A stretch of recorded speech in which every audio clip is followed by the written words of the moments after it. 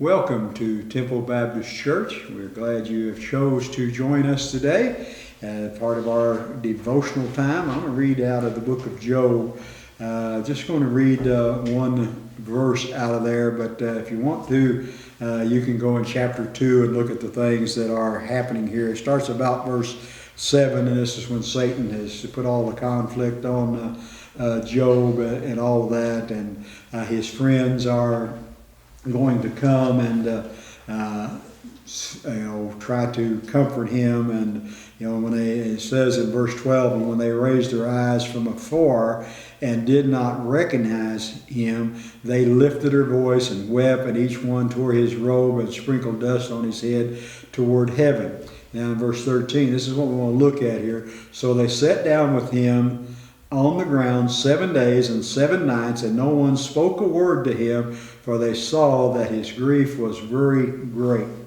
I read about a man who, or a mom, not a man, a mom who was surprised to see her daughter muddy from the waist down when she walked in the door from school one day, and her daughter explained what had happened. Her daughter had, a friend of hers had slipped and fallen into a mud puddle. And while another classmate ran to get help, the little girl felt sorry for our friend sitting there by herself, and she had hurt her leg, of course, when she had fell. And so the daughter just went over and sat in the mud puddle with her until her friend and teacher arrived to help get her out of the mud puddle. And we know that Job had really experienced the devastation, the loss of his children, and he'd been afflicted with these pains and sores and in his entire body. I don't think there's a place you could touch that his body wasn't devastated, affected by pain, and the sores are there, and his suffering was overwhelming. And of course the Bible tells us that 3 of his friends wanted to come and comfort him. And when they found Job, they found something that I don't think they were really looking for. We will find out after this time that the 7 days that they spent just sitting there with him, we'll find out that they do give him some advice. We find out it's bad advice, but nevertheless they did it. But when they found Job, they began to weep aloud. They tore their clothes, they sprinkled dust on their head, and they sat on the ground with him for 7 days and 7 nights.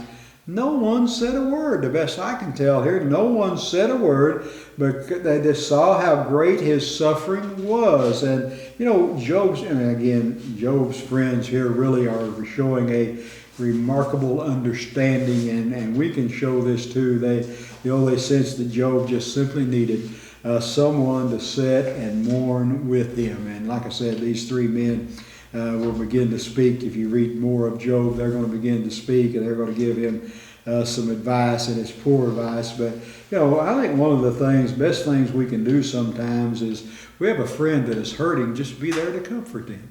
Just be there for them. How many times have you said that, I just don't know what to do. I don't know what to say when somebody is suffering, or somebody's lost a loved one, or whatever. I just don't know what to say. A lot of times it's not what you say, it's just the fact that we are there. We have a lot of people who just need someone to be there. I suspect right now we know somebody that just needs someone to be that good friend. We just need to pray the Father that He would help us to be a good friend to those who are hurting. I know we think we want to give them advice that just the promise that we can be near those who are suffering and provide encouragement. The Lord does that to us. He provides encouragement through His Holy Spirit. So a lot of times all someone needs is just someone to be there. Don't need words of wisdom, don't need words of knowledge, and don't even need words of love. Just a friendly face that they can see and say, hey, I appreciate that you are concerned about me. These three friends, like I said, when they were coming to Job, they were coming to advise him and tell him what he'd done wrong and all of that. But once they recognized the severity of the situation, they said, let's just sit here and be quiet for 7 days and 7 nights. And so you want to comfort a friend, just go visit with them. Just spend time with them. Maybe just call them on the phone, and they will appreciate that. May the good Lord bless you. We again want to encourage you to come and be a part of any of our services Sunday morning at 8, Sunday morning at 10, 6 o'clock Sunday night, and Wednesday at 7 o'clock. And may the good Lord bless you.